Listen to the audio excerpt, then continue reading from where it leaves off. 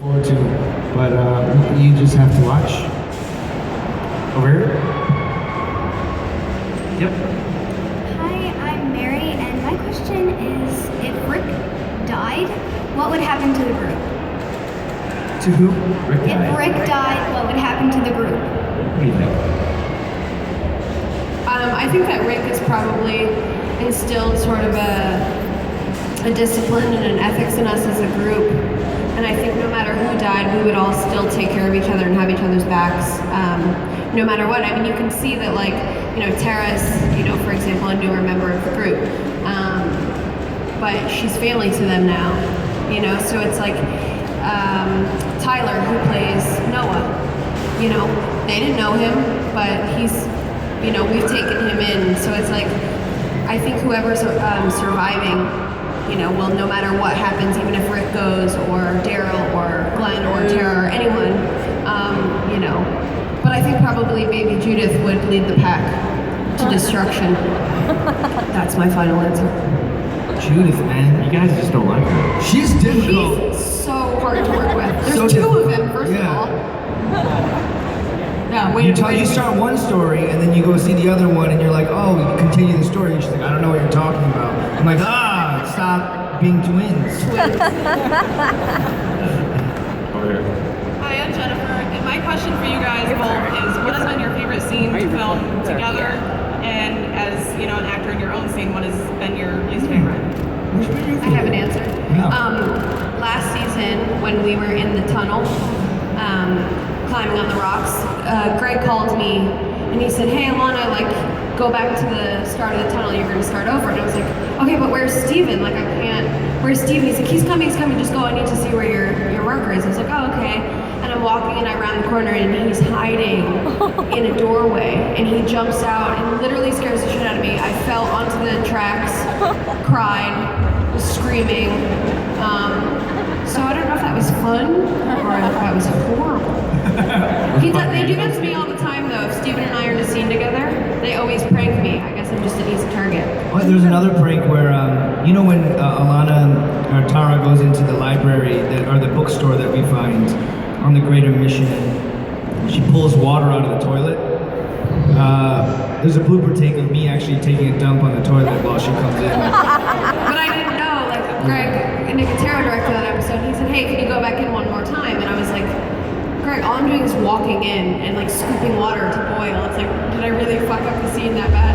He's like, yeah, I do it over time. So I literally walk in, and Glenn Brown has the camera over the stall. So I go like this. So I round the corner, and he's sitting there like this with his pants off. And I scream because I'm scared, and then I'm laughing so hard. It's actually really, really funny in the blooper reel. I wish you could see it. It's like, we do stuff like that to each other all the time. But my favorite scene to shoot was the tunnel. The tunnel was really fun. I really like that moment, when Tara is trapped in the rocks, and it's a moment to really decide, is this person someone that I'm with, that I'm now part of my family that I want to save, that we're together in that way, and I thought that was a cool moment. We ad-libbed a lot of that scene, because originally he was gonna walk away, walk away, and then Maggie and then we're gonna show up, but you grabbed the gun and you were fighting the walkers and we were screaming at each other. That was a great day. That was good. That was fun. Yeah. I love that Glenn is carrying around a bat a lot of the time now. I wonder, are you kind of messing with the audience, and whose idea was that? I don't know what you're talking about. Alright, next one. What's a daily necessity or a gift you would give your character or any character that would brighten their day? A wizard wand. Why was it wrong? Because I could just make shit happen all the time if I had a wand. Because I'd be a wizard. Yeah. Stupid question, James. Wait, what was the question? A gift or a daily necessity you would give your character or any character that would brighten their day? That would brighten their day. A wand. I would give Herschel his lower body back. And his head? Yeah, brighten his day. And his head. No, he's already just the head. And then you give him the lower. Oh, I thought you meant just his leg. No. I'm slow. His whole body's. I get it. Thank you. Yeah. There, guy with the bat. Come on, man. I didn't say anything.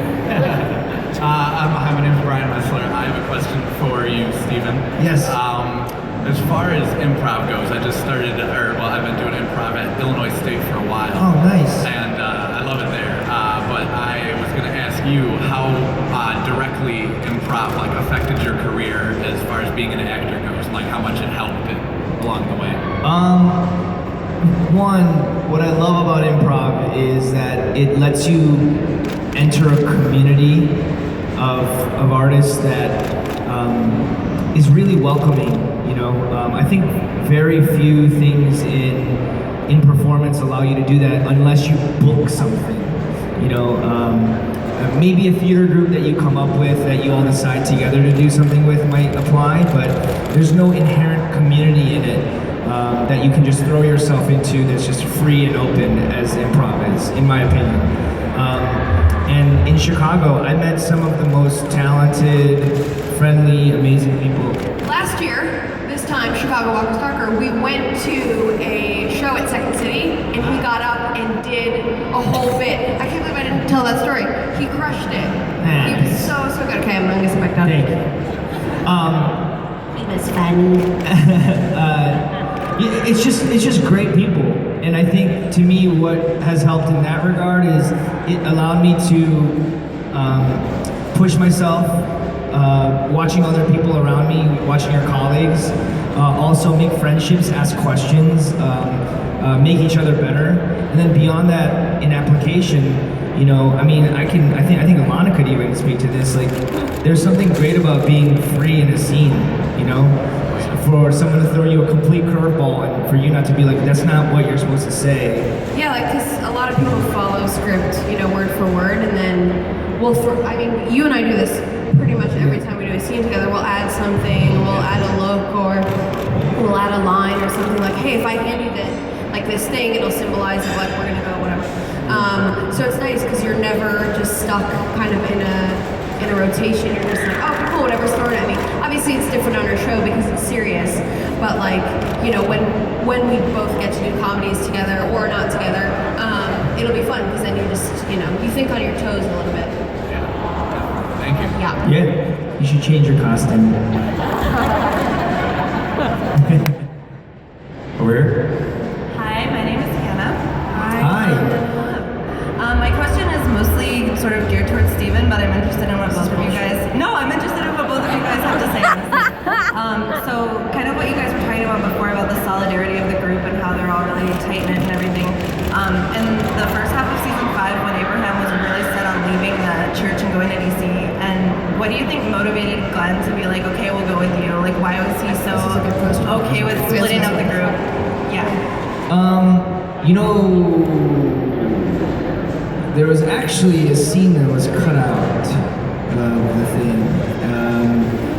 And the reason why Glenn and the group decided to go, just on a basic level, was we will be together, but we need to do the most important thing right now, which is to save the world.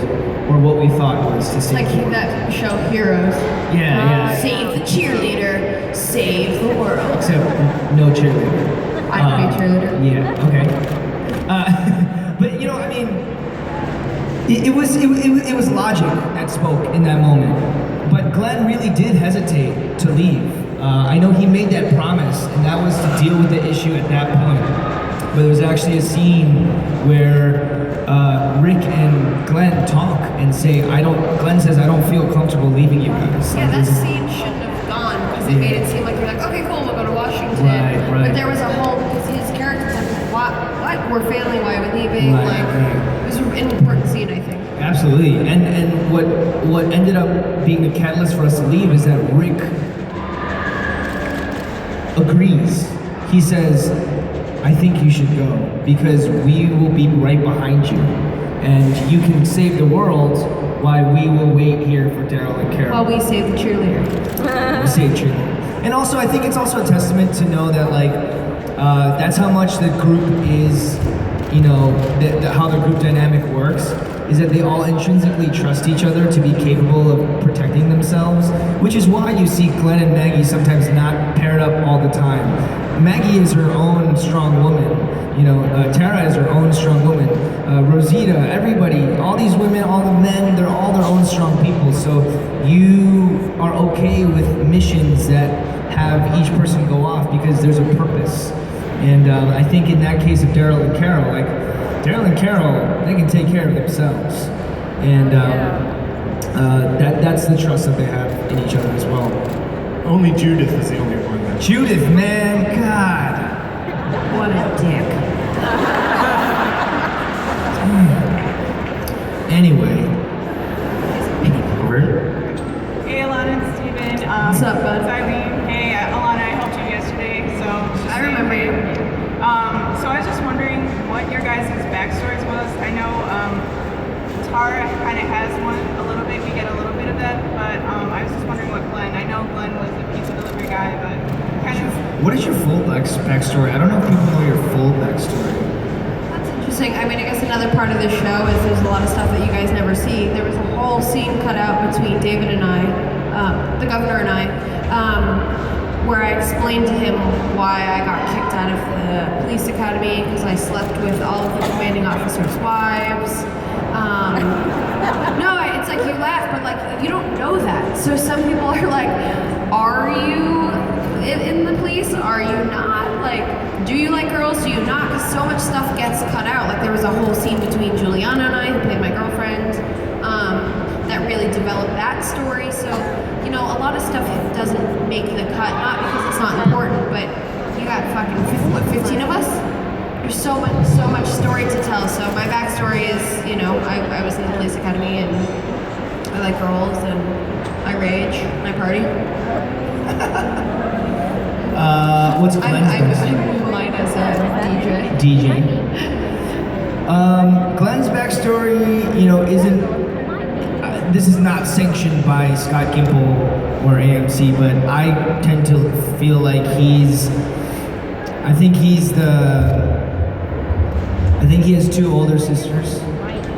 I think he's the baby of the bunch of that family. He's a Teenage Mutant Ninja Turtle, Donatello.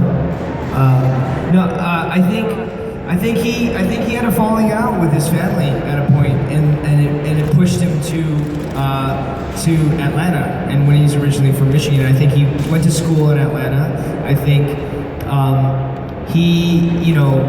he couldn't deal with the pressures that his family might have put on him to succeed, and in that regard, he kind of just did his own thing and really just kind of fell into himself and said, "I'm just gonna do nothing."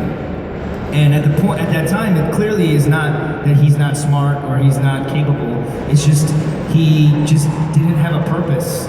And so once the apocalypse happens, everything resets, and he realizes, I can have a purpose. I can be a hero. I can be everything that the world doesn't expect me to be, based on whatever society puts on people of color or people of a certain demographic, or people who like video games or whatever. Like, these are what we assume these people are.